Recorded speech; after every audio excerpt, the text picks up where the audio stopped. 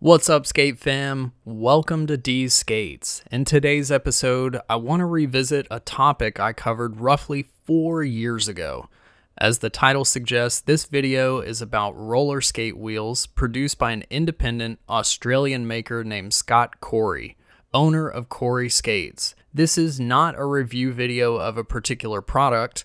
If a review is what you're looking for, I'll leave links to a couple of informative videos in the description. One from myself and another from a channel called Roller Skate Universe, which covers a little history on how the most popular model of Corey wheels came to be. I'll also be placing some other helpful links, so make sure you watch the whole video for context on those. There are a lot of hardcore enthusiasts who consider these wheels to be the best on the market. Corey offers a small handful of models in a few different sizes, all of which are very popular. The last video I made about these wheels is still getting a regular amount of views, and the comments still come in from people wondering how they can get their hands on a set of wheels made with Scott Corey's urethane, especially the Wicked model. So I thought I'd take the time to answer some of these questions and clear up the confusion around why it's become increasingly difficult to get a set of wheels from Corey Skates.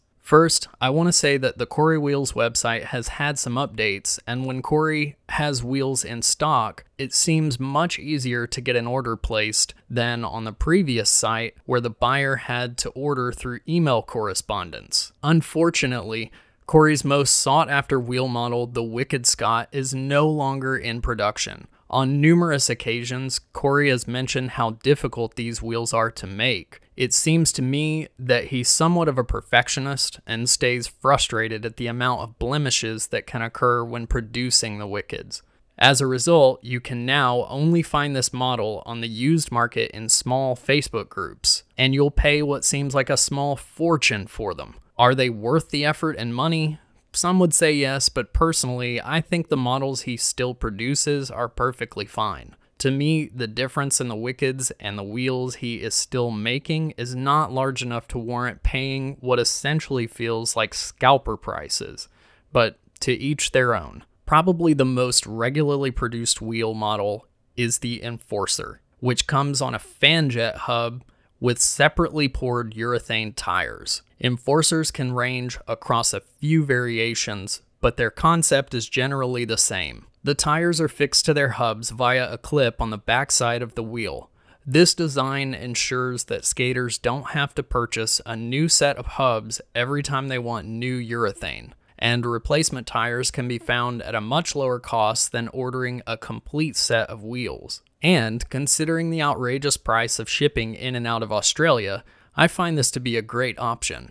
Prices are listed at 280 Australian dollars for a complete set of Enforcers. As of the date this video was made, the exchange rate between AUD and USD makes that about $190 US. Consider that shipping can cost upwards of 40 to 60 US dollars, and you're looking at potentially paying 240 US dollars to land one complete set of wheels. The other model that is still in production is called the Phantom. These cost quite a bit more than the Enforcer models, and unfortunately show up less than the Enforcers as well. Corey also produces the Phantom for the Bont skate company under the model name Royal Assassins. The Assassin is no longer available outside South Korea, and apparently the only way to get a set is to be in South Korea at the right place and time, as they are in high demand and stay scarce. I reached out to Scott Corey to ask him why he doesn't keep more of this model in stock on his website,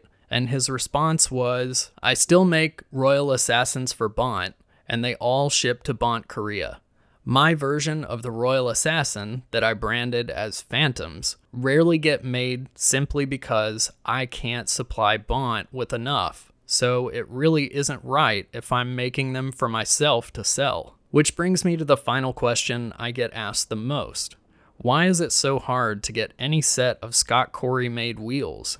The answer has a few factors. First, according to a blog on Bont's website, the wheels that Corey makes use a hand-poured process called hot casting. which take a significantly longer amount of time to make than the industry standard of cold casting wheels for mass production. According to Bont, this process is exactly why the wheels Corey produces have such an amazing rebound, but it's also why production numbers stay fairly low while prices are consistently high. According to Scott Corey, another reason is that he's pouring wheels for other small independent companies like JG Hubs and one that is owned by another Australian producer named Geoff Brown, which I think is pronounced HebeGB, but I'm not sure. Corey also disclosed to me that he's taking care of a family member who has fallen into bad health, and between all those things, he's stretched very thin at the moment. Top that off with his newer skating endeavor of making skateboard bushings under the brand Spew Monkey, and I'd say he's got his work cut out for him.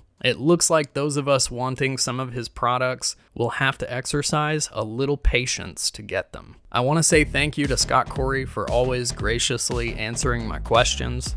I wish you and your family all the best. If you like this video, please make sure to give it a thumbs up and subscribe to this channel for more fun and informative skating related content.